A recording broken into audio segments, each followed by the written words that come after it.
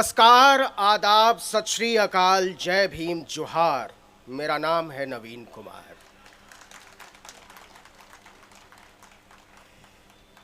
ये एक भावुक पल है और मुझे यकीन नहीं हो रहा है कि मैं उस धरती से बोल रहा हूं जहां एक महामानव हुआ। मुझे विश्वास नहीं हो रहा है कि मैं उन लोगों के बीच बोल रहा हूं जिसकी वजह से इस देश का, इस मुल्क का लोकतंत्र कायम है।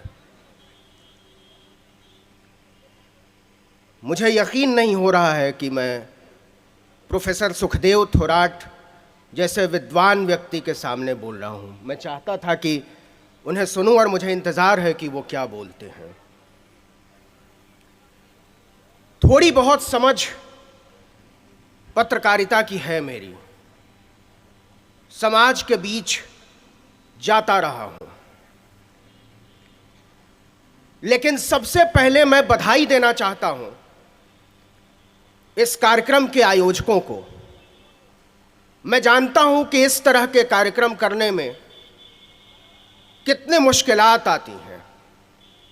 मैं समझता हूं कि कितना मुश्किल हुआ होगा इस जगह को हासिल करने में। मैं समझता हूं कि कहां से अठन्नी चवन्नी 10 रुपए 20 रुपए का कंट्रीब्यूशन लेकर आप हमारी तरह के लोगों को बुलाते हैं और दिन भर सुनते हैं। लेकिन आयोजकों से भी ज़्यादा मैं शुक्रगुजार हूं यहां सुनने आए अब आप सब लोगों का। आप कल से लगातार यहां बने हुए हैं और सबसे ज़्यादा शुक्रगुजार हूं मैं यहां उपस्थित महिलाओं का। मैं जब वापस दिल्ली जाऊंगा, अपने गांव जाऊंगा, तो मैं वहां जाकर बताऊंगा कि नागपुर की औरतें बाबा साहब के गीत गाती हैं। मैं जब यहां से जाऊंगा तो बताऊंगा कि बदलाव कहां से आएगा। अब मैं पत्रकारिता पर आता हूं। ये एक बहुत मुबारक मौका है कि संविधान दिवस के मौके पर प्रोफेसर आनंद तेलतुंबड़े बाहर आए, लेकिन ये मुबारक मौका नहीं है। मैं तो पूछना चाहता हूं कि प्रोफेसर तेलतुंबड़े का कसूर क्या है? आपने 2 साल तक क्यों बंद रखा उनको? मैं पूछना चाहता हूं कि गौतम नौलखा का कसूर क्या है? मैं पूछना चाहता हूं कि सुधा भारद्वाज का कसूर क्या है? कसूर है उनका लोकतंत्र के पक्ष में खड़ा होना। कसूर है उनका इंसानियत के पक्ष में खड़ा होना। इस मुल्क में आज हुकूमत का ऐलान है कि जो भी लोकतंत्र के पक्ष में खड़ा होगा, जो भी संविधान के पक्ष में खड़ा होगा, जो भी न्याय के पक्ष में खड़ा होगा, जो भी बराबरी के पक्ष में खड़ा होगा, जो भी समता और बंधुत्व के पक्ष में खड़ा होगा, या तो उसको गोली मारी जाएगी और नहीं तो उसको जेल जाना होगा। हम चौराहे पर खड़े हैं और हमारे सामने लकीर बहुत साफ है। हमको चुनने के लिए कह दिया गया है कि आप चुनेंगे क्या? आप जेल चुनते हैं कि बराबरी चुनते हैं? आप मौत चुनते हैं, आप इंसानियत चुनेंगे, आप संविधान चुनते हैं या फिर मनु की संहिता चुनते हैं? तो फर्क है कहां? हमारे सामने विकल्प है कहां? हमारी और आपकी तरह के लोगों के सामने बिल्कुल सीधी सड़क है और वह सड़क संविधान की है। लेकिन इससे आगे का सवाल यह है कि संविधान बचेगा क्या? क्या संविधान बचेगा? और क्या संविधान पिछले 70 सालों में चलते चलते हमको जहां ले जा रहा है और संविधान के नाम पर हमको जहां पहुंचा दिया जा रहा है, वो रास्ता जाएगा कहां पर? अभी ईडब्ल्यूएस का मामला आया कोर्ट में, सुप्रीम कोर्ट के सामने। महमूद प्राचा साहब बोल कर गए हैं, लेकिन एक बात बड़ी साफ है कि सब कुछ संविधान के दायरे में हो गया है। संविधान पीठ ने कहा कि ईडब्ल्यूएस का आरक्षण जायज है। मतलब आपने ऑफिशियली मान लिया कि 50% का जो ब्रैकेट था उसको तोड़ देना जायज है और आप 60% के खांचे में चले गए, पूरे तरीके से संविधान के दायरे में। तो एथिक्स जो आप कहते हैं, जो आप नैतिकता की बात करते हैं, वो नैतिकता किसके लिए है? वो नैतिकता किसके खिलाफ है? इस बात पर बात होनी चाहिए। ये नैतिकता जो आप गढ़ रहे हो, ये नैतिकता जो आप बता रहे हो कि आप अगर राम को नहीं मानोगे, आप अगर अयोध्या को नहीं मानोगे, आप अगर बाबरी मस्जिद के डिमोलिशन के पक्ष में नहीं हो, आप अगर एक तरह की बोली, एक तरह की भाषा, एक तरह की सोच, एक तरह के खान पान के पक्ष में नहीं है, तो आपको इस मुल्क में रहने नहीं दिया जाएगा। यह सोच आज हमारे सामने खड़ी है। तो सवाल है कि क्या हम इस तरीके से सोचने के लिए तैयार हैं? बाबा साहब जैसा आदमी हमारे बीच हुआ जिसने कहा कि एक तरह की सोच नहीं चल सकती है, आपको 1000 तरह के सोचों को आगे आने देना होगा। लोहिया साहब ने कहा हजारों फूलों को खिलने दो। तो फूल का मतलब क्या? फूल का मतलब बाग नहीं, फूल का मतलब नागरिक। तो क्या हमको एक तरीके से सोचने के लिए बाध्य किया जा रहा है? आज इस देश हम पत्रकारिता पर बात करना चाहते हैं, तो सवाल है कि सिद्दीक कप्पन का क्या होगा, उमर खालिद का क्या होगा? फैलाया जा रहा है कि जवाहरलाल नेहरू यूनिवर्सिटी को बंद कर दिया जाना चाहिए, फैलाया जा रहा है कि अलीगढ़ मुस्लिम यूनिवर्सिटी को बंद कर दिया जाना चाहिए, फैलाया जा रहा है कि देश की जामिया मिलिया इस्लामिया यूनिवर्सिटी को बंद कर देना चाहिए। तो क्यों बंद कर देना चाहिए? क्या इसलिए बंद कर देना चाहिए कि वहां आतंकवादी पलते हैं? क्या इसलिए बंद कर दिया जाना चाहिए कि वहां देशद्रोही पलते हैं? क्या इसलिए बंद कर दिया जाना चाहिए कि सरकार की सोच वहां पे पढ़ने वाले पढ़ाने वाले लोगों के खिलाफ है? नहीं साहब, आप इसलिए बंद कर देना चाहते हैं कि आप दलितों के पढ़ने के खिलाफ हैं, आप इसलिए बंद करना चाहते हैं कि आप पिछड़ों के पढ़ने के खिलाफ हैं, आप इसलिए बंद करना चाहते हैं कि आप आदिवासियों और पसमानदा के पढ़ने के खिलाफ हैं, क्योंकि आपको पता है 10 रुपए, 20 रुपए, 50 रुपए की रसीद पर पढ़ने वाले लोग कल को संविधान बचाने के लिए निकलेंगे तो आपके लिए चेहरा छिपाना मुश्किल हो जाएगा। आप कॉन्स्पिरेसी को समझिए। ये जो साजिश रची जा रही है चोर दरवाजे से, ये जो बात की जा रही है प्राइवेट एजुकेशन की, आप प्रोफेसर साहब बैठे हुए हैं, 1995 में इस देश में एक प्राइवेट यूनिवर्सिटी थी, सिक्किम मणिपाल यूनिवर्सिटी। आज इस देश में 422 प्राइवेट यूनिवर्सिटी है। आप सोचिए 25 साल में ये 450 गुने का ग्रोथ है।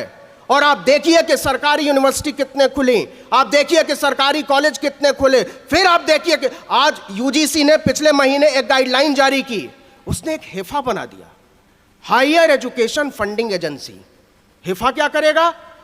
वो क्या करेगा कि यूनिवर्सिटी को कर्जा देगा, कॉलेजेस को कर्जा देगा कि आप साहब पढ़ाइए, पढ़ाने के लिए आपको बिल्डिंग की ज़रूरत पड़ेगी, आपको प्रोफेसर की ज़रूरत पड़ेगी, आपको इंफ्रास्ट्रक्चर की ज़रूरत पड़ेगी, इसके लिए हम आपको कर्जा देंगे। और यूनिवर्सिटी का वाइस चांसलर, कॉलेज का प्रिंसिपल किसी बैंक एजेंट की तरह काम करेगा। वो छात्रों से पैसा कमाएगा और हेफा को सूद समेत वापस करेगा। ये प्रोफेसर जगदीश कुमार ने कहा है इंटरव्यू में कि ये जो आप मॉडल चला रहे हो एजुकेशन का, ये चलने वाला नहीं है। तो सवाल है कि जब हेफा से कर्जा लेकर मुनाफे पर यूनिवर्सिटी चलेगी तो मुनाफाखोर पैदा होगा, देश का नागरिक पैदा नहीं होगा।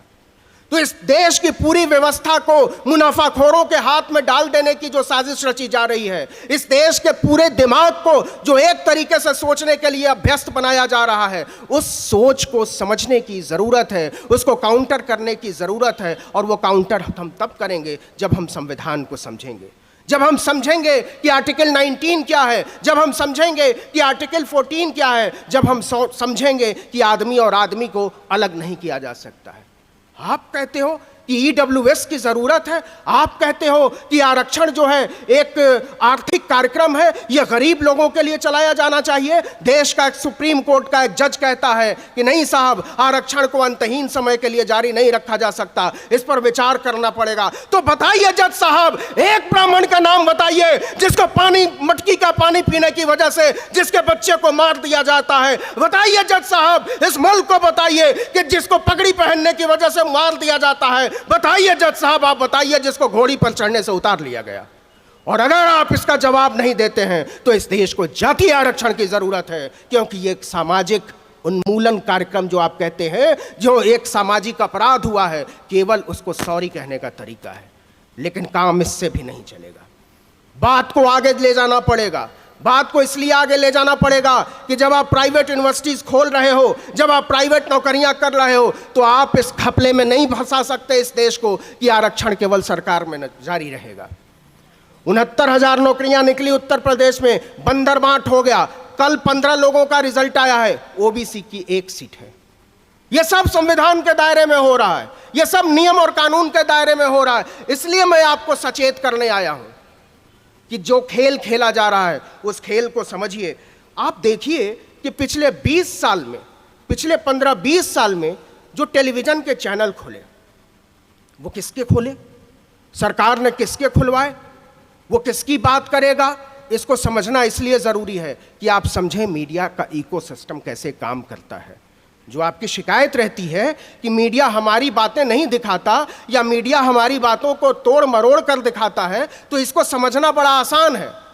पिछले 15-20 साल में जो चैनल खुले हैं, इंडिया टीवी पंडित रजत शर्मा ने खोला, न्यूज़ 24 पंडित राजीव शुक्ला ने खोला, एनडीटीवी पंडित प्रणय रॉय ने खोला, इंडिया न्यूज़ जेसिका लाल के हत्यारे पंडित मनु शर्मा के पिता पंडित विनोद शर्मा ने खोला, इंडिया टुडे पंडित अरुण पुरी, जी न्यूज़ जवाहर गोयल। अब आप समझ लीजिए, यह सिस्टम है मीडिया का। क्या आपको अभी भी इस मीडिया से शिकायत है? अगर आपको इस मीडिया से शिकायत है तो या तो आप बहुत इनोसेंट हैं और नहीं तो आप खामोशी का रास्ता चुन रहे हैं। तो मैं तो ना खामोशी का रास्ता चुनूंगा और ना ही मैं इतना मासूम हूं कि मैं इस कॉन्स्पिरेसी को समझता नहीं हूं। इसको समझने की जरूरत है और यही मीडिया फैलाता है। इस मीडिया की जरूरत क्यों पड़ती है? इस मीडिया की जरूरत इस वजह से पड़ती है कि आज अगर यहाँ 1000 लोग इकट्ठे हैं तो हमारी आवाज 1 लाख लोगों तक पहुंचे, हमारी आवाज 1 करोड़ लोगों तक पहुंचे, हमारी आवाज इस मुल्क के लोगों बच्चे बच्चे तक पहुंचे। इसलिए मीडिया की जरूरत है और इसलिए दलितों को, पिछड़ों को, आदिवासियों को मीडिया खोलने नहीं दिया गया। और मीडिया खोलने नहीं दिया गया, बात इतनी ही नहीं है साहब, मीडिया में आने नहीं दिया गया। इस देश के किसी भी टेलीविजन चैनल में एक भी आदिवासी एंकर नहीं है। इस देश के किसी भी टेलीविजन चैनल में एक भी दलित एंकर नहीं है। इस देश के किसी भी टेलीविजन चैनल में कोई दलित संपादक नहीं है, कोई आदिवासी पिछड़ा संपादक नहीं है। और ये मीडिया कहता है कि आपको वैसे चलना पड़ेगा जैसे हम चाहते हैं। इसीलिए यह मीडिया कहता है कि इस देश की यूनिवर्सिटीज में पढ़ने वाले लोग अर्बन नक्सल। यह मीडिया कहता है कि इस देश का दलित नक्सली। यह मीडिया कहता है कि इस देश का मुसलमान आतंकवादी। और यह मीडिया कहता है कि इस देश के किसान खालिस्तानी। तो अगर आप यही समझ रहे हैं तो हाँ, मैं कहता हूं कि यह देश अर्बन नक्सलों का है, यह देश नक्सलों का है, यह देश खालिस्तानियों का है और यह देश उन लोगों का है जो लोग मेहनत करते हैं। अगर आपकी नजर में मेहनत करने वाले, अगर आपकी नजर में कमेरे, अगर आपकी नजर में इस देश के दलित, पिछड़े, आदिवासी, पसमानदा, सिख, अल्पसंख्यक खालिस्तानी हैं, अर्बन नक्सल हैं, नक्सली हैं, देशद्रोही हैं, आतंकवादी हैं, तो इस लिस्ट में मेरा भी नाम लिख लीजिएगा। हम बहुत गुपचुप तरीके से बात करके, हम बहुत खामोशी से बात करके आगे नहीं चल सकते। क्या आप जानते हैं कि जब से राष्ट्रीय महिला आयोग बना है, यह राष्ट्रीय महिला आयोग नहीं होना चाहिए, इसका नाम होना चाहिए ब्राह्मण महिला आयोग, क्योंकि इसमें आज तक सारी महिलाएं ब्राह्मण रहीं जो उसकी चेयरपर्सन रहीं। इसीलिए तो हाथरस में जब दिक्कत होती है, जब एक बच्ची का रेप होता है, उसको मारा जाता है, तो आवाज नहीं निकलती है। आवाज तब निकलती है जब किसी सवर्ण महिला के साथ कुछ हो जाए। अपराध वो भी है, अपराध ये भी है, लेकिन आप तुलना खींच देते हो, आप एक लकीर खींच देते हो। अब जो मैं अगली बात करना चाहता हूं वो ये कि आज अगर बाबा साहब होते तो कैसे रिएक्ट करते? क्या इस हालात पर वो ऐसे ही देखते जैसे हम लोग देख रहे हैं, या ऐसे ही खामोश रहते जैसे हम खामोश बैठे हैं? आप कहेंगे हम खामोश नहीं हैं, आप बोल रहे हैं। दुरुस्त है, हम बोल रहे हैं, आप बोल रहे हैं, लेकिन सवाल है कि हमारी और आपकी आवाज़ों की अहमियत कितनी है। सवाल है कि हमारी और आपकी आवाज़ें पहुंच कहाँ रही हैं। सवाल है कि हमारी और आपकी आवाज़ों को पहुंचना कहाँ चाहिए। ग्रामशी कल्चरल हेजिमनी की बात करता था, तो कल्चरल हेजिमनी जो है, सांस्कृतिक एकाधिकार जो है, सांस्कृतिक वर्चस्व जो है, वो केवल सवर्णों का होता है। हमारी हेजिमनी को आगे बढ़ने ही नहीं दिया गया। इसलिए मैं आपसे कहने आया हूं, आपसे मैं दरख्वास्त करने आया हूं, गुजारिश करने आया हूं कि इस हेजिमनी को तोड़ना पड़ेगा। आप एथिक्स की बात करते हो, आप इतिहास की बात करते हो। मैं जोर देकर कहना चाहता हूं कि इस देश में आदिवासियों का कोई इतिहास नहीं लिखा गया। पूरी दुनिया में कालों का कोई इतिहास नहीं लिखा गया। पूरी दुनिया में औरतों का कोई इतिहास नहीं लिखा गया। यह इतिहास आक्रमणकारियों के इतिहास से भरा पड़ा है। यह इतिहास उन लोगों के इतिहासों से भरा पड़ा है जिन्होंने हमको मारा है, काटा है, पीटा है, जिन्होंने हमको लूटा है। फिर से इतिहास लिखा जाएगा। दलित फिर से इतिहास लिखेंगे, पिछड़े फिर से इतिहास लिखा जाएगा, फिर लिखेंगी औरतें अपना इतिहास, और उस दिन दुनिया की सभ्यता की सबसे बड़ी चोरी पकड़ी जाएगी। ये लुटेरों का इतिहास स्वीकार करके हमसे उम्मीद की जा रही है कि हम इस देश की जय बोलें। हम इस देश की जय बोलेंगे। हम ही ने इस देश को बनाया है। हम इस देश को जय बोलने के लिए आपकी तरफ से बाध्य कैसे किए जाएंगे? सड़कें हमने खोदी और टोल टैक्स आपका हो गया। जूठे बर्तन हमने धोए और बर्तनों की मिलें आपकी हो गई। कमाल है। यह चल सकता है क्या? अगर यह चल सकता है फिर तो हम सब एक्सेप्ट कर लें इस बात को, और अगर नहीं चल सकता है तो फिर हमको इसके खिलाफ उतरना पड़ेगा, क्योंकि श्रम के नाम पर हमारे दिमाग पर जो डाका डाला जा रहा है। मैंने थोड़ी देर पहले कहा कि हमको एक तरीके से सोचने के लिए मजबूर किया जा रहा है। हमको बताया जा रहा है कि आपको यही बोली बोलनी पड़ेगी। हमको बताया जा रहा है कि आपको यही खाना खाना पड़ेगा। हमको बताया जा रहा है कि आपको इसी भगवान की पूजा करनी पड़ेगी। हमको बताया जा रहा है कि आपको इन्हीं मैचों में इन्हीं देशों के लिए ताली पीटनी पड़ेगी। ऐसा नहीं होता है, क्योंकि ऐसा मैकडोनल्ड के बर्गर में होता है कि आप अमेरिका चले जाइए, लंदन चले जाइए या दिल्ली के कनॉट प्लेस जाइए, वहां एक ही तरह का बन, एक ही तरह का आलू, एक ही तरह की टिकिया, एक ही तरह के तापमान पर पकाई जाती है। और आप न्यूयॉर्क के चौराहे पर बर्गर खा लीजिए या नागपुर के चौराहे पर, वो बिल्कुल एक स्वाद होता है। आदमी मैकडोनल्ड का बर्गर नहीं है। आदमी के पास दिमाग है, वो सोचता है, वो अलग अलग तरीके से सोचेगा, वो अलग अलग तरीके की बातें करेगा, वो अलग अलग तरीके की किताबें लिखेगा, वो अलग अलग तरह के गीत गाएगा, वो अलग अलग तरह की उम्मीदें पालेगा, वो अलग अलग तरह का देश बनाएगा। हमसे बताया जा रहा है कि देश जैसे आप बनाते हैं वो देश वैसा नहीं होना चाहिए। हमको बताया जा रहा है कि यह देश उन लोगों के हिसाब से बनेगा जो लोग दिन भर में 5 बार कपड़े बदलते हैं। कमाल है। इसी मुल्क के होम मिनिस्टर हुए थे शिवराज पाटिल। मैं उस समय भी एक टेलीविजन चैनल में काम करता था। बॉम्बई पर हमला हुआ था, उन्होंने दिन में 3 बार कपड़े बदल लिए थे और उसके बीच फासला बहुत ज़्यादा था। बावजूद इसके हमने कहा कि ये गैर जिम्मेदाराना है, ये ठीक नहीं है कि इतने बड़े हमले के समय देश के होम मिनिस्टर का ध्यान कपड़े बदलने पर हो, और शिवराज पाटिल को इस्तीफा देना पड़ा। इसी महाराष्ट्र के थे। आज आपका प्रधानमंत्री दिन भर में 5 बार कपड़े बदलता है। आज आपका प्रधानमंत्री मोरबी में 143 लोगों की मौत पर आराम से चुनावी सभाएं करता है, वोट मांगता है, घड़ियाली आंसू बहाता है, और हम में से कोई कुछ नहीं बोलता। ये वही मीडिया है, हम वही लोग हैं, ये वही टेलीविजन चैनल हैं, ये वही अखबार हैं। तो ऐसा क्यों हुआ? ऐसा इसलिए हुआ कि हमने ये सोचना बंद कर दिया कि संविधान को बचाना पड़ेगा। वहाँ से हमको बोलने का अधिकार मिला था और हम अपनी जुबान लेकर आगे बढ़ेंगे। तो सवाल आपकी सोच को खरीद लेने का है, सवाल आपकी जुबान को काट लेने का है, सवाल आपके दिमाग को कुंद कर देने का है। इन सवालों से टकराना बहुत ज़रूरी है। हम सब एक ऐसे माहौल में रह रहे हैं जहाँ हमको नहीं पता कि फेसबुक की एक पोस्ट लिख देने की वजह से कब किसको उठा लिया जाएगा। हमको नहीं पता कि कब किसी के घर से, लिखने पढ़ने बोलने वाले के घर से कौन सी चीज़ पकड़ी जाएगी और उस पर क्या आरोप लगाए जाएंगे। प्रोफेसर हनी बाबू दिल्ली यूनिवर्सिटी के प्रोफेसर, क्या मामला था कोई नहीं जानता। दिक्कत यह है कि पढ़ने वाले लोग पकड़े जा रहे हैं, लिखने वाले लोग जेलों में डाले जा रहे हैं, सोचने वाले लोग जेलों में डाले जा रहे हैं, और सारे गुंडे मवाली उठाई गिर बैठकर देश पर राज कर रहे हैं।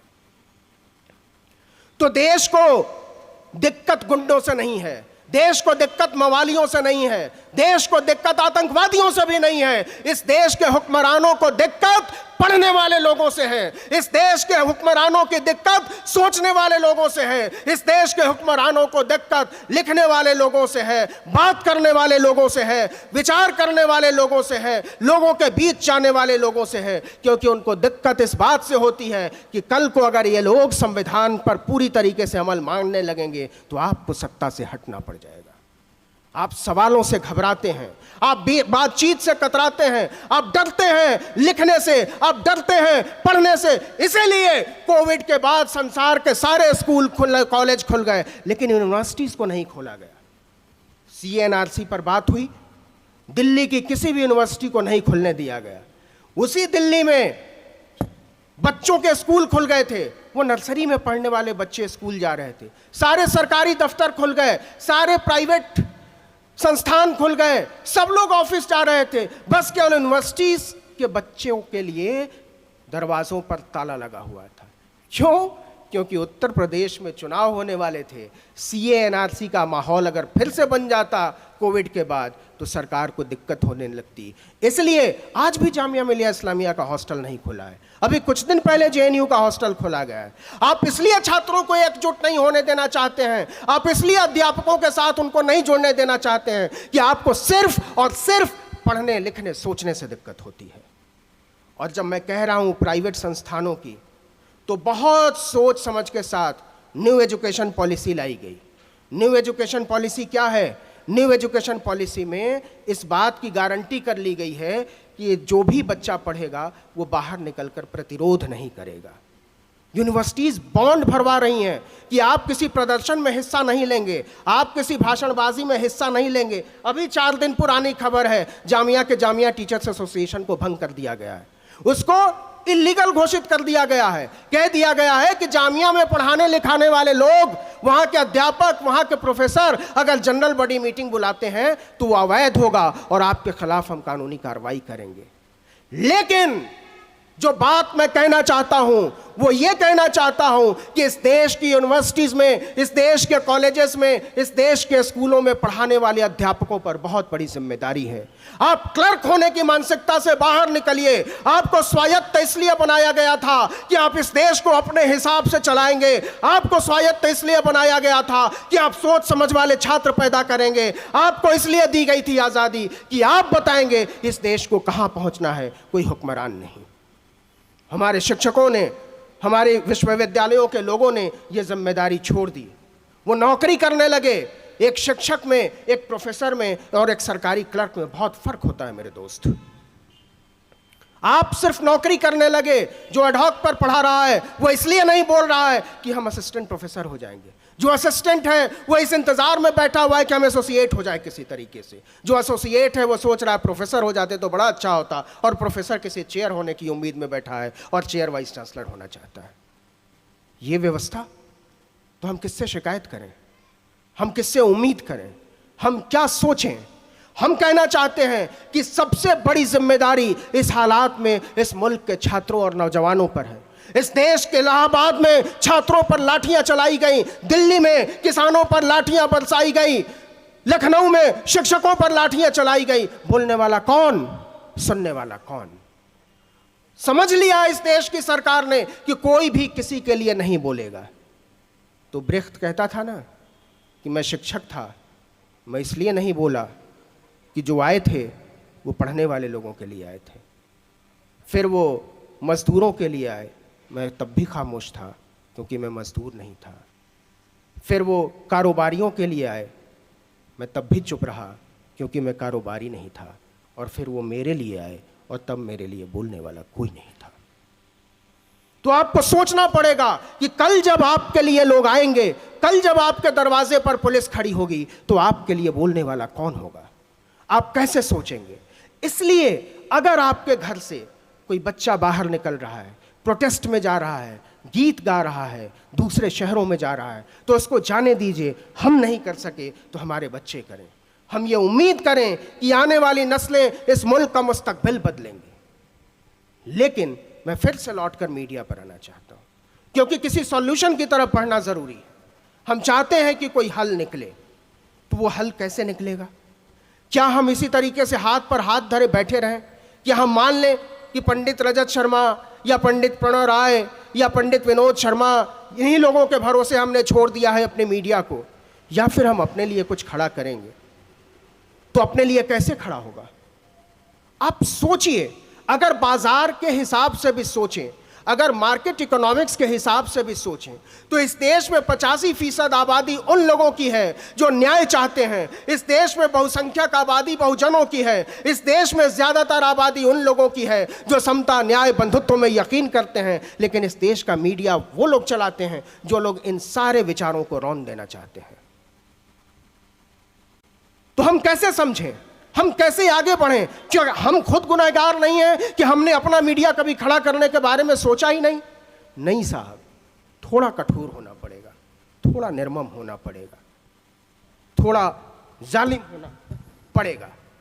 और वो यूं होना पड़ेगा कि जो लोग मनु की व्यवस्था लाना चाहते थे, जो लोग चाहते थे कि कभी संविधान लागू ना हो, जो लोग कभी भारत के झंडे से प्यार नहीं करते थे, जो कभी भारतीयता से प्यार नहीं करते थे, जो लोग कभी भारत राष्ट्र से प्यार नहीं करते थे, उन लोगों ने बताया है कि हमको झंडा लहराना पड़ेगा, हमको हर घर तिरंगा करना पड़ेगा। वो लोग हम पर दबाव डालते हैं कि आपको राष्ट्रवाद का सर्टिफिकेट हम देंगे, तो हम आपके राष्ट्रवाद को खारिज करते हैं। फिर से जर्नलिज्म पर आते हैं कि वो लोग ऐसा क्यों कर पाए। वो लोग ऐसा इसलिए कर पाए क्योंकि उनको अच्छी तरीके से पता था कि उनको क्या करना है। उनको पता था कि ये देश टूट जाए तो टूट जाए, लेकिन हमको अयोध्या में मंदिर चाहिए। उनको पता था कि ये देश टूट जाए तो टूट जाए, लेकिन हमको धारा 370 पर काम करना है। इस देश का एक ढेला भी फायदा नहीं हो, लेकिन हमको यूनिफॉर्म सिविल कोड लाना है। वो लोग इस एजेंडे पर आगे बढ़ रहे थे। और इस एजेंडे पर कैसे आगे बढ़ रहे थे? उन्होंने अपना मीडिया खड़ा किया। जब इस देश में 50 साल तक वो हुकूमत में कहीं नहीं थे, तब भी ऑर्गेनाइजर चलता रहा, तब भी 5 जन्य चलता रहा, तब भी स्वदेश चलता रहा। लेकिन मूक नायक कहां गया? जस्टिस कहां गया? समता कहां गया? क्यों? क्या हमारे पास सत्ता नहीं आई थी? क्या हमारे पास मौका नहीं था? या हमारे नेताओं को पता ही नहीं था कि उनको करना क्या है?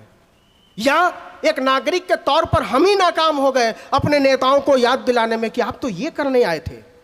कमाल की बात यह है कि मान्यवर कांशी राम की गद्दी के ओहदेदार त्रिशूल लहराकर अयोध्या में बुद्धिजीवी सम्मेलन करते हैं।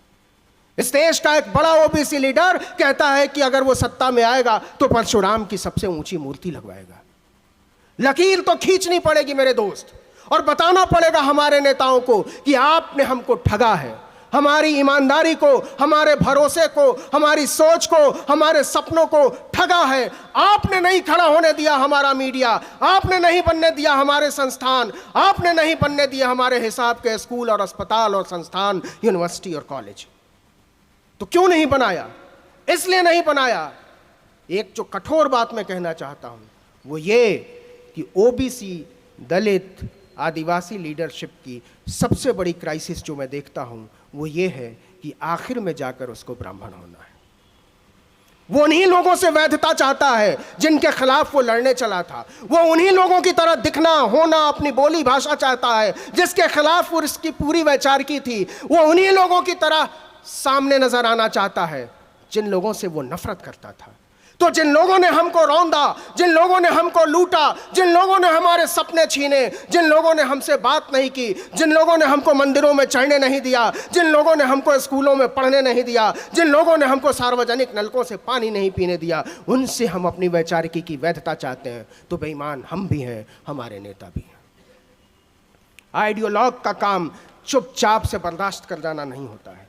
हमको बताना तो पड़ेगा कि हमारे पास उत्तर प्रदेश में 4 बार से ज्यादा, बल्कि 7 बार सत्ता आई। बिहार में पिछले लगभग 30-35 साल से बहुजन का राज है।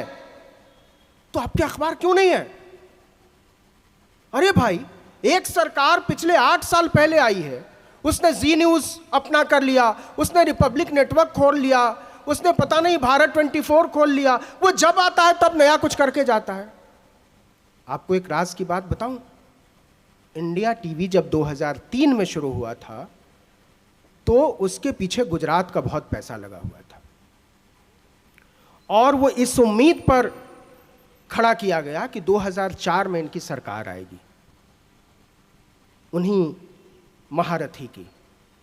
लेकिन 2004 में उनकी सरकार नहीं आई, 2009 में भी नहीं आई, और वो 10 साल तक टेलीविजन चैनल में पैसा लगवाते रहे। वो इसलिए लगवाते रहे कि उनको पता था कि आने वाले दिनों में हमको इनकी जरूरत पड़ेगी। उनको पता था कि हमको रिपब्लिक मीडिया नेटवर्क की जरूरत पड़ेगी, इसलिए वो आते ही अर्णब गोस्वामी नाम के लंपट को आगे करते हैं। तो हमको पहचानना पड़ेगा। आप भी अपने बीच के लोगों को पहचानिए। आपके बीच भी गफलत पैदा होती है। अभी महमूद प्राचा साहब आए थे, उनको किसी ने दे दिया उसने गांधी को क्यों मारा। उसके 159वें पन्ने पर लिखा हुआ है कि एक माई साहब की फर्जी चिट्ठी लगाकर, और उसमें उस किताब के लेखक ने टिप्पणी की है कि ये मानने का भरोसा नहीं होता कि ये क्रूर टिप्पणी उस आदमी ने की है जिसको गांधी ने कानून मंत्री बनवाया था।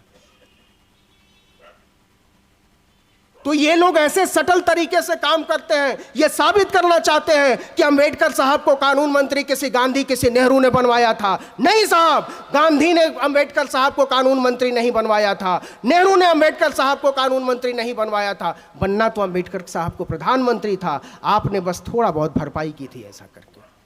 आप हमको गफलत में रखना चाहते हैं। आप ऐसी किताबें हमसे पढ़वाना चाहते हैं जिसमें हमारे खिलाफ जहर भरा हुआ है, जिसमें आपकी जहरीली मानसिकता 4 लाइन में टपक जाती है, लेकिन वो हमारे बीच घुस कर रहते हैं। इनकी सबसे अच्छी बात ही यही है। ये अपनी बातचीत को आगे कैसे ले जाते हैं। वो कहते हैं अच्छा आप पाखंड का विरोध करते हैं, अच्छा आप मूर्ति पूजा नहीं करते हैं, अच्छा आप तार्किक वाले हैं। एक काम करेंगे, हम अंबेडकर साहब की एक बड़ी सी मूर्ति लगवाएंगे, फिर उसका मंदिर बनाएंगे और उसके बाहर फिर एक पुजारी बिठा देंगे, फिर आपसे पुजारी धूप अगरबत्ती करवाएगा। ये हो रहा है। आप अपनी चीजें खड़ी कीजिए, जैसे ही वो लगेगा कि ये चीज उनके खिलाफ जा रही है, वो उसको कोऑप्ट कर लेते हैं। वो कहते हैं पटेल से दिक्कत हो रही है, पटेल हमारा। वो कहते हैं गांधी से दिक्कत हो रही है, गांधी हमारे। कमाल की बात यह है कि 5 जन्य ने अंबेडकर पर विशेषांक निकाला। आप में से बहुत सारे लोगों ने देखा होगा, और उसमें तमाम फर्जी बातें की जा रही हैं, और उसमें कहा गया है कि अंबेडकर साहब दरअसल भारत को हिंदू राष्ट्र बनाना चाहते थे। कमाल है साहब, कमाल है। जिसने इस देश को एक शानदार लोकतंत्र में तब्दील किया, जिसने हमको और आपको इंसान में तब्दील किया, जिसने आदमी और आदमी को बराबर बनाया, जिसने धार्मिक आजादी का सपना दिखाया, उस आदमी के बारे में आप फर्जीवाड़ा फैला रहे हो कि दरअसल वो हिंदू राष्ट्र का सपना देखते थे, दरअसल राष्ट्रवाद के नाम पर वो मुसलमानों के खिलाफ थे। ये सब फर्जीवाड़ा फैलाकर आप कहां ले जाना चाहते हैं। वो सिर्फ इसलिए करना चाहते हैं कि ताकि वो कोऑप्ट कर सके। पिछले 8 सालों में अगर किसी एक नेता के स्मारक पर नरेंद्र मोदी सबसे ज्यादा गए हैं तो वो बाबा भीमराव अंबेडकर हैं।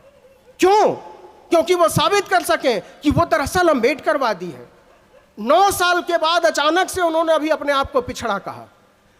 2014 के चुनाव के पहले पटना में उन्होंने अपने आप को पिछड़ा कहा था, और अभी उन्होंने गुजरात में अपने आप को पिछड़ा कहा है। उनको पिछड़ा कहने में शर्म आती है, इसलिए शर्म आती है क्योंकि वो जिन लोगों की वैचारिकी को स्थापित करना चाहते हैं, वो लोग उन लोगों को रौंदने वाले हैं जो लोग इस देश को चलाते हैं, जो लोग इस देश को बनाते हैं। आखिर में मैं केवल इतना कहना चाहता हूं कि आप जो ये दंगाई सोच फैलाना चाहते हो, आप जो हमको आदमी और आदमी से लड़ाना चाहते हो, आप जो हमको समानता के खिलाफ खड़ा करना चाहते हो, आप जो अलग अलग संस्थानों से न्याय और बंधुत्व के खिलाफ खड़ा करना चाहते हैं, हम आपकी साजिश को समझते हैं और हम आपको बेनकाब करते हैं। करा के दंगा जला के बस्ती, मुआवजा बांटता है जो अब, उठो के मिलजुल करके हमको है उसका खाना खराब करना। ये देश उन लोगों के हिसाब से चलेगा जिनके पास इस देश के बारे में कोई सोच ही नहीं थी, जिनके पास इस देश को लेकर कोई विजन ही नहीं था, जो जानते नहीं थे कि इस देश की यूनिवर्सिटीज कैसी होगी, जो जानते नहीं थे कि इस देश का नौजवान पढ़ेगा क्या, जो जानते नहीं थे कि यहाँ बांध और डैम्स की जरूरत पड़ेगी, जो वैज्ञानिक सोच के खिलाफ थे, जो औरतों के खिलाफ थे, जो औरतों की लड़कियों की पढ़ाई लिखाई के खिलाफ थे, जो बताते थे कि दलितों का काम खेतों में काम करना है, जो बताते थे कि आदिवासियों का काम जंगल में बेल तोड़ना है, जो काम बताते थे कि पिछड़ों का काम हल जोतना है, वो बताएंगे हमको कि इस देश को कैसे चलाना है, तो माफ कीजिएगा, हम आपको इस देश से खारिज कर देंगे। इस देश को वो लोग चलाएंगे जिन्होंने सड़कें खोदी हैं, इस देश को वो लोग चलाएंगे जिन्होंने जूठे बर्तन धोए हैं, इस देश को वो लोग चलाए हैं जिन्होंने आपके जूते सिले हैं, इस देश को वो लोग चलाएंगे जिन्होंने आपके पखाने साफ किए हैं और आप जिनके माथे पर बैठकर पेशाब करते रहे। माफ कीजिएगा, आपके सौंदर्य बोध को झटका लगेगा, लेकिन सच यही है कि आज भी वो हमारे उनकी दिक्कत क्या है, वो ईडब्ल्यूएस लेकर क्यों आते हैं? वो ईडब्ल्यूएस लेकर इसलिए आते हैं कि आपको सस्ता ड्राइवर चाहिए। वो ईडब्ल्यूएस लेकर इसलिए आते हैं कि इस देश का दलित पिछड़ा आदिवासी अगर पढ़ लेगा तो आपकी गुलामी करने से मना कर देगा, फिर फोकट में हजामत नहीं बनाएगा, फिर आपके जूठे बर्तन नहीं धोएगा, फिर आपकी मालिश नहीं करेगा, फिर आपको बेगार नहीं करेगा। तो इस देश को सस्ते मजदूर मिलते रहे, इस देश को फटे जूते सिलने वाले मिलते रहे, इस देश को सस्ते ड्राइवर और दरबान मिलते रहे, इसलिए आप आरक्षण के खिलाफ हैं, इसलिए आप इस देश के यूनिवर्सिटीज पर ताला लगा देना चाहते हैं, इसलिए आप कॉलेज सिस्टम को खत्म करना चाहते हैं, इसलिए आप सस्ते एजुकेशन के खिलाफ हैं। मैं अपील करता हूं कि इस देश में private education, higher private education और ऊपर से इतनी फीस इस देश के खिलाफ सबसे बड़ा अपराध है। इस देश के सारे प्राइवेट यूनिवर्सिटीज के फाटक तोड़ दिए जाने चाहिए, वहां दलितों, पिछड़ों, आदिवासियों की एंट्री होनी चाहिए, और अगर नहीं होती है तो सरकार यह गारंटी दे कि अगर कोई बच्चा अशोका यूनिवर्सिटी में पढ़ना चाहेगा, अगर कोई बच्चा एमआईटी यूनिवर्सिटी में पढ़ना चाहेगा, अगर कोई लड़की गलगोटिया या लवली प्रोफेशनल यूनिवर्सिटी में पढ़ना चाहेगी तो उसकी फीस सरकार भरेगी। और अगर आप ये गारंटी देने को तैयार नहीं है तो हम आपकी बेईमानी चलने नहीं देंगे। हमको बहुत सारे मोर्चों पर लड़ने की ज़रूरत है, हमको सोचने की ज़रूरत है, हमको समझने की ज़रूरत है कि हम जहां ज़बरदस्ती धकेले जा रहे हैं, क्या हम वहीं पहुंचने के लिए आए थे? क्या यही हमारी जगह है? नहीं, हमारी जगह वो नहीं थी। हमारी जगह तो संसद में थी, हमारी जगह तो राजभवनों में थी, हमारी जगह तो स्कूलों के प्रिंसिपल पर थी, हमारी जगह तो शिक्षा पद्धति पर थी। आपने हमसे हमारी जगह छीनकर अपने लोगों को दे दी और आप कहते हैं कि हमारी जय बोलते रहो। यह सिस्टम चलने वाला नहीं है।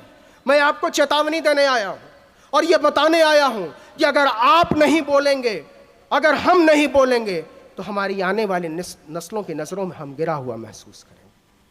मैं जो लोग यहां हैं और जो लोग यहां नहीं भी हैं उनसे भी अपील करना चाहता हूं कि हम तो बोल रहे हैं, हम तो चीख रहे हैं, हमसे जब आने वाली नस्लें सवाल कर देंगी कि जब इस देश में शिक्षा को छीना जा रहा था गरीबों से, पिछड़ों से, आदिवासियों से, अल्पसंख्यकों से, पसमानदा से, तो आप क्या कर रहे थे? हमसे जब पूछा जाएगा कि इस देश के जल, जंगल, जमीन से आदिवासियों, दलितों को बेदखल किया जा रहा था, तो आप क्या कर रहे थे? जब हमसे पूछा जा रहेगा कि इस देश से जब नौकरियां खत्म की जा रही थी, दलितों, पिछड़ों, बहुसंख्यकों से, बहुजनों से नौकरियां छीनी जा रही थी, तो आप क्या कर रहे थे? तो मैं बताऊंगा कि मैं नागपुर के नरेंद्र नगर में बैठकर लोगों से बातें कर रहा था। तब मैं बताऊंगा कि मैं किसी बम्बई, दिल्ली शहर में सभाओं में बोल रहा था, लोगों को बता रहा था कि ये गलत है, इसके खिलाफ बोलना पड़ेगा। लेकिन सोचे वो लोग जो नहीं बोल रहे हैं, सोचे वो लोग जो आज भी समझ रहे हैं कि आने वाले दिनों में उनका हिस्सा उनको यूं ही मिल जाएगा। तो ये वही देश है ना जिसने बाबा साहब का हिस्सा नहीं दिया, वो हमको और आपको हमारा हिस्सा दे देगा? नहीं साहब, हम इनोसेंट हैं क्या? जिस देश ने बाबा साहब को उसका हिस्सा नहीं दिया, उनका हिस्सा नहीं दिया, उनकी जगह नहीं दी, उनकी कुर्सी नहीं दी, उनका सम्मान नहीं दिया, वो हिस्सा हमको और आपको मुफ्त में मिलने वाला नहीं है। अगर हम और आप यहां से एक एक रुपया जोड़ना शुरू करें, मैं 1 रुपए की बात कर रहा हूं, 1 रुपए की बात कर रहा हूं, 1 रुपए की बात कर रहा हूं, 1 सिक्के की बात कर रहा हूं।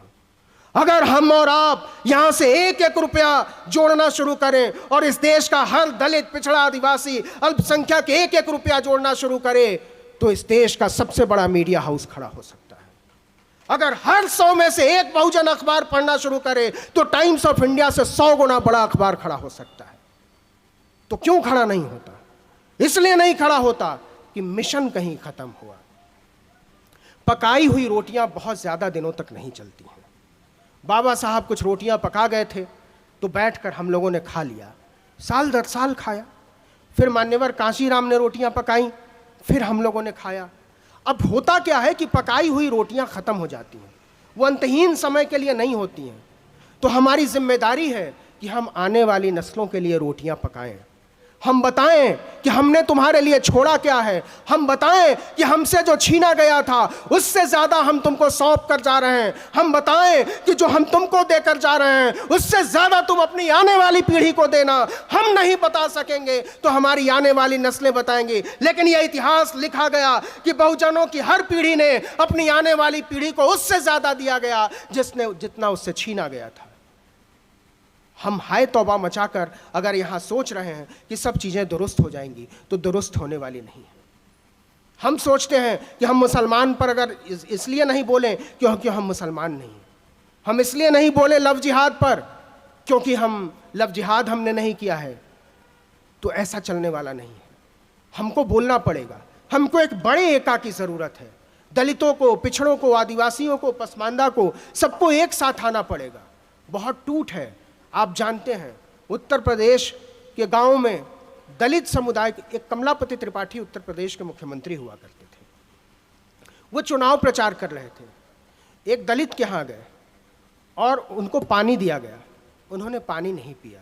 उनसे कहा गया कि आप दलितों का वोट चाहते हैं तो आप पानी नहीं पिएंगे। तो उन्होंने वही गिलास उठाकर एक दूसरी दलित कास्ट के आदमी के आगे रख दिया कि मैं तो पी लूँगा, पहले ये पी लें। वो भी दलित थे, उन्होंने भी नहीं पिया। तो कमलापति त्रिपाठी ने कहा कि जब तक तुम उसका पानी नहीं पियोगे, वो तुम्हारा पानी नहीं पिएगा, इस देश में हम लोग राज करते रहेंगे। तो इस देश में रोटी और बेटी के रिश्ते की जरूरत है। हमको उस तरफ आगे बढ़ना पड़ेगा। हम अगर वाकई समता, न्याय, बंधुत्व के पैरोकार हैं तो जातियों के खित्ते में बंटकर हम लोग बहुत ज्यादा दूर तक आगे नहीं जा सकते। आखिर में मैं सिर्फ इतना कहना चाहता हूं कि एक बड़ी मुहिम के सहभागी बन रहे हैं हम लोग। आप जैसे सोच रहे हैं वैसे देश के अलग अलग हिस्सों में लोग सोच रहे हैं। आप जिस रास्ते पर बढ़ रहे हैं उस रास्ते पर बहुत सारे लोग आगे बढ़ना चाहते हैं। सबको एक साथ आने की ज़रूरत है। सबको बंधुत्व के रास्ते पर आगे बढ़ने की ज़रूरत है। हमको बताना पड़ेगा, हमको उदाहरण के तौर पर पेश करना पड़ेगा अपने आप को कि वाकई हम इस देश को बेहतर बनाना चाहते हैं। वाकई हमको साबित करना पड़ेगा कि इस देश के संविधान के असल रखवाले हम हैं। हमको बताना पड़ेगा कि इस देश को जो बनाने वाले लोग हैं वो हम हैं और हम ही इस देश को चलाने वाले सबसे बेहतर लोग हैं।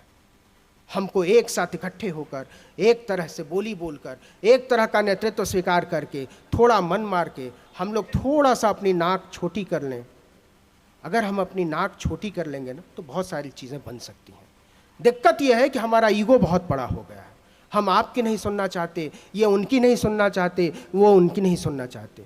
हम सबको एक दूसरे को सुनना पड़ेगा। हम सबको एक दूसरे की बोली भाषा समझनी पड़ेगी। हम सबको एक दूसरे की बात करनी पड़ेगी। हमको अपना मीडिया भी खड़ा करना पड़ेगा। हमको अपनी पॉलिटिकल पार्टी भी खड़ी करनी पड़ेगी। हमको अपने स्कूल, कॉलेज, अस्पताल बनाने पड़ेंगे। हमको अपने संस्थान बनाने पड़ेंगे। हमको हमारे नेताओं को मजबूर करना पड़ेगा कि हमारे लिए यूनिवर्सिटी बनाइए। हमको हमारे नेताओं को मजबूर करना पड़ेगा कि हमारे लिए कॉलेज बनाइए, हमारे लिए स्कूल बनाइए, हमारी औरतों के लिए बेहतर इंस्टीट्यूशन बनाइए। तब जाकर कोई बात बनने वाली है।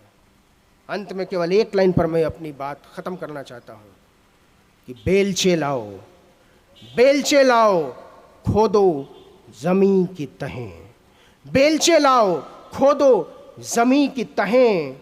कुछ पता तो चले दफन कहाँ हूं मैं। कुछ पता तो चले दफन कहाँ हूं मैं। जय भीम, जय संविधान।